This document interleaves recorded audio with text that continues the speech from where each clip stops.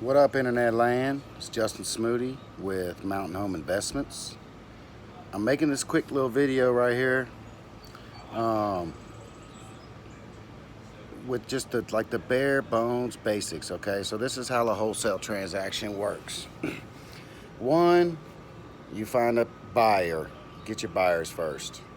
You can find them a lot of ways. You can pull lists. Uh, that's probably the most complicated way.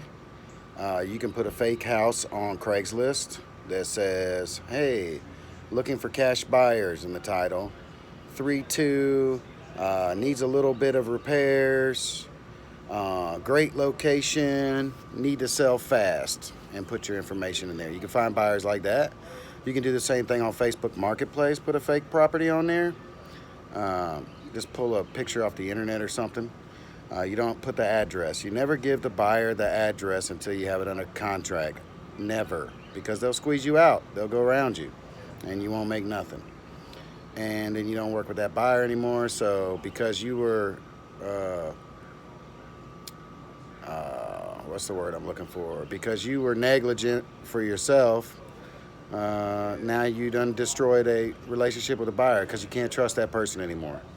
Anyway, if somebody's willing to squeeze you out, that's not somebody that I personally want to work with. But I don't put myself in a position to get squeezed out. So you find some buyers. There's a lot of there's a little app called Nextdoor. It's like a local Facebook for a 5 or 10 mile radius where you live, according to your GPS on your phone. I found 5 buyers on there doing that, putting a fake property on there. And when they asked about it, I was just like, sorry, I already sold this one, but what are you looking for? And then you get all their information and you save it in their contacts on your phone. Feel me? So you get you some buyers, then you find some contracts. I've got contracts. You got to have contracts. You need 2 contracts. The smaller, the better. You don't need like no 20-page contracts. You need 1 contract for the seller that says you are trying to purchase and or assign the property.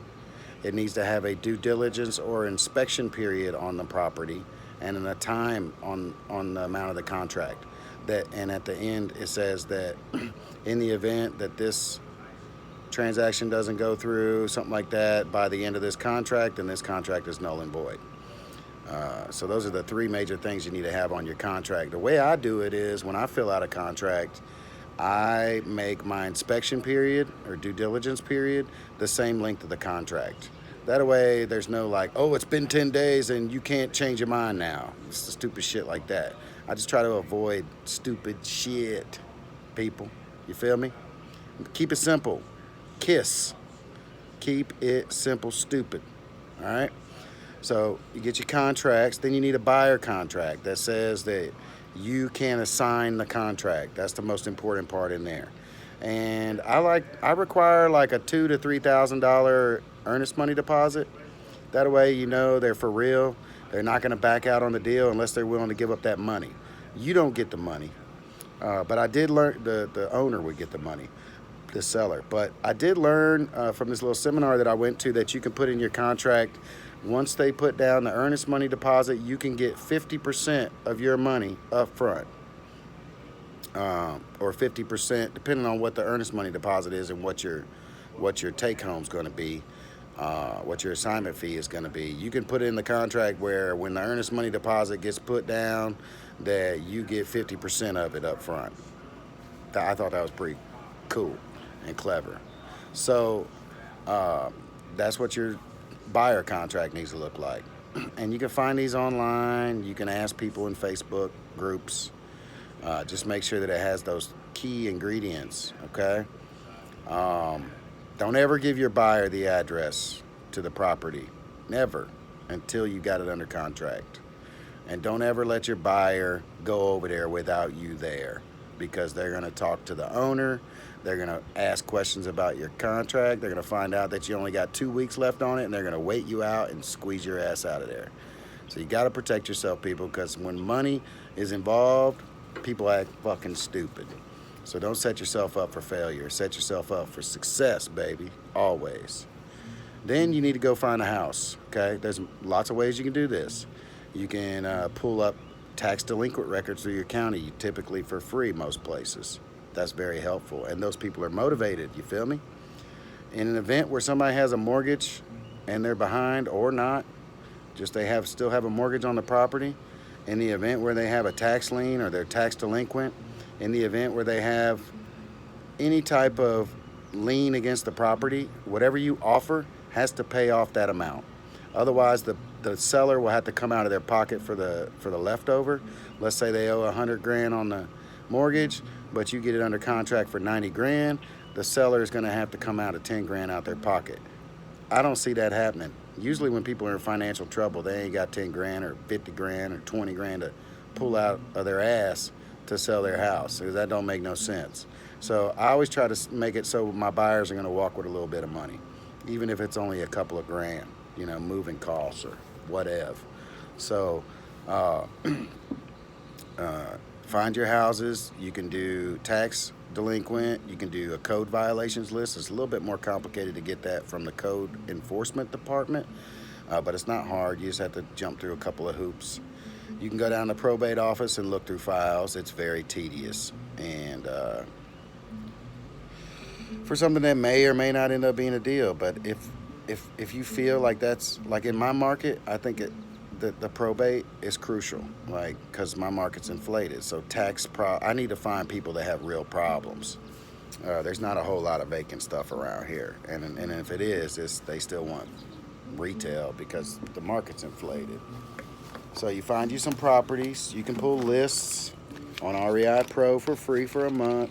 Vacants, absentee owners, pre-foreclosures, et cetera, et cetera. They have a lot of options on there. I highly recommend watching the videos. It's very informative. Not only about how the software works, but other little things about what you're searching for and what it means. So if you're new and you get on REI Pro, watch all those videos and you'll learn some shit. And they're only about 2 minutes long. And you'll learn how to use the software, which is a little bit complicated. But once you get it, you're straight. So you need your 2 contracts. You need your buyers first, because if you got a house under contract and you ain't got no buyers, you ain't doing shit. Get the contracts, get the buyers, make sure that the contracts have been used by somebody before, okay? Because you want to make sure that they're straight. And like I said, you want to make sure they got those couple of things in them. My contracts are 2 pages each. Easy peasy, simple. As far as figuring up your ARV, you go online, you look up on Trulia, Zillow, Redfin, iComps. You want to pull all the houses in that area around that address that have been sold, not for sale, sold in the last 6 months to a year, and find out, so take 3 properties that are really similar from each one of those sites, and then average out the number. And then after you get all those numbers from those 3 or 4 or 5 sites, then you average that number, okay? That's your comp. That's what you think your ARV is going to be worth, roughly. That's how I do it. And some other people they call their realtor buddy and fucking with the MLS. Realtors complicating shit. I'm not. Every realtor I've tried to work with is just stressing me out over simple shit, you know. So I'm not me personally, I'm not fucking with realtors.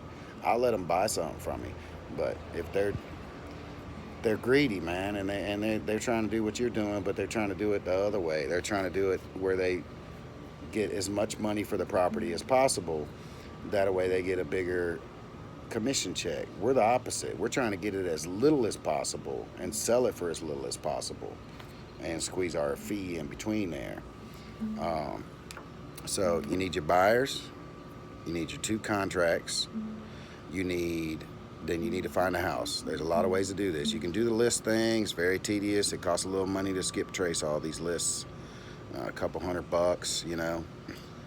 If you don't have that, you drive for dollars, man. You can get some bandit signs. I bought 100 signs for $100, and you just go around and staple them up on the pole. Don't put them in the ground. People will take them up within a couple hours or by the next morning. So staple them up on the pole where you got to have a ladder to get to them. That way it'll take them a little bit more time to knock them down if they take them down at all. Keep shit simple. right? Get you a sideline number or a Google Voice number, which I don't like that, but I use sideline. But some people use Google Voice. But I don't like the part where it goes, please wait while we contact your Google subscriber. It sounds fucking unprofessional to me. But anyway, that's what you need to begin this wholesale thing. Ask questions. You know, on the Facebook groups, like, be involved. Ask questions. Learn shit. If you think it's like the super basic beginner question, search in the top search bar so you don't waste a bunch of people's time posting stuff like, hey guys, how do you wholesale properties? Or hey guys, where do you find contracts? Or hey guys, how do you find buyers? Or hey, all that shit is already in there, and you can look up in the search bar at the top of the Facebook page and not be posting shit that's just like basic information that you should have already found out on your own. There's a lot of like digging and research in this business. So if you're going to be doing this business, don't expect to just be asking questions and get all your answers. You need to find out shit for yourself. It's a lot of work. So those are the basics. I'm going to upload this right quick. Go to Wholesale to Millions and check out my little interview on there. I think that's it for right now. Peace. Y'all have a good weekend. Good luck.